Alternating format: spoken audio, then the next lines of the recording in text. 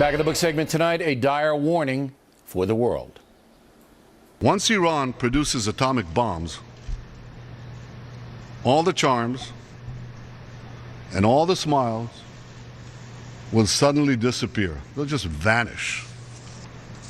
And it's then that the Ayatollahs will show their true face and unleash their aggressive fanaticism on the entire world. And joining us now from Washington, Fox News political analyst Charles Krauthammer, who last week said on this program the Obama administration is surrendering to Iran on the nuke weapons front.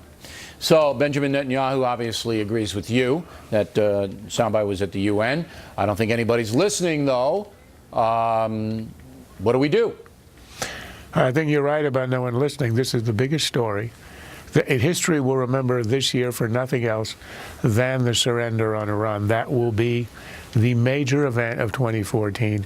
It's not being talked about, in part because we're trying to get ISIS to tacitly help, we're trying to get Iran to tacitly help us with the war on ISIS, and most importantly because President Obama gave up on these negotiations long ago. How do you know that? How do you know that he personally gave up? Because he knows how important it is. He knows his administration's tottering in the court of public opinion on foreign affairs. How do you know he gave it up? You judge a man by his actions.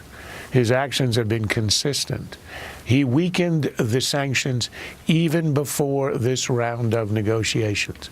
So he weakens his hand when sanctions were the only thing that brought Iran to the table in the first place.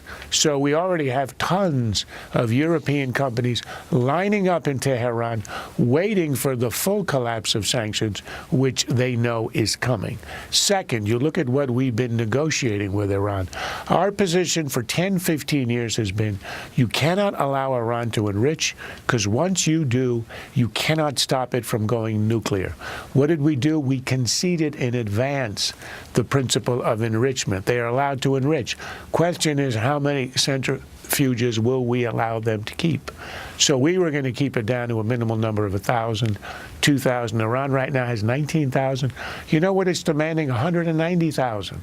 And we are looking for all kinds of fixes and fig leaves which will allow it to enrich and then pretend, this is if we have an agreement, and then pretend that we've capped their program. We are negotiating to do nothing of the sort. Even if the negotiation is successful, it will leave Iran a few months away from a bomb. We know it. Obama knows it, Iran knows it, the world knows it. They will sell it to a supine press as a kind of historic agreement. But what it means is Iran will be a few months away, and whenever it decides it's ready, whenever the ICBMs are ready, whenever the mechanization to put it on the tip of a missile is ready, they turn a key. In 3 months, 4 months, they're a nuclear power. And Obama tells us that our intelligence will tell us exactly when they turn that key. He now admitted he didn't even know ISIS was a threat after it took Ramadi and Fallujah.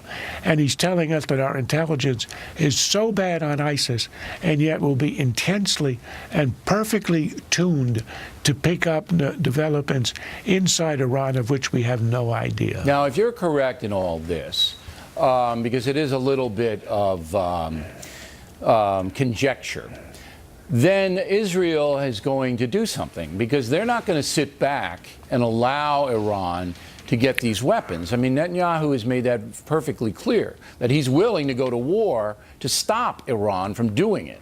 So do you foresee that happening? I foresee it happening if two things occur.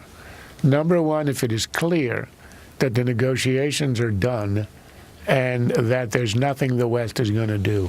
Netanyahu doesn't want to do it now.